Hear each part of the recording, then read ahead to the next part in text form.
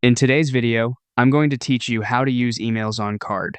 We'll set up a working email form and a helpful link so visitors can easily reach you, all inside the Card editor. Start by opening Card and heading into your site's editor. At the top, click the plus icon to add a new element, then choose Form.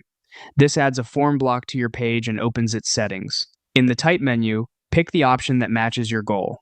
Contact is great for general inquiries, Sign Up works for collecting subscribers, and Custom gives you full control over fields if you have a specific workflow in mind. Next, set recipient emails. This is where submitted messages will be delivered. You can use one or more addresses, just make sure they're active and that you can access them. It's a good idea to keep this organized so you never miss an inquiry. Now configure what happens on completion. You can show a confirmation message or send visitors to a thank you page or resource. Keep this clear and friendly. For example, confirming the message was sent and when they might hear back.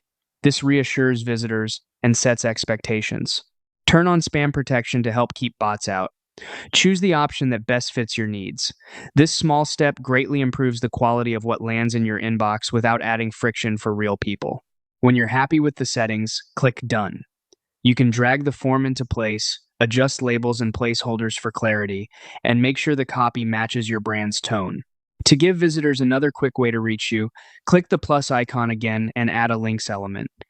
Type in a concise label that tells people exactly what it does, like email me or contact. Then enter the URL you want that link to open. You can point it to your contact section, a dedicated page, or a mail to link that opens their email app. And that's it. With your form configured and a clear link in place, your Card site is ready to collect emails smoothly and professionally.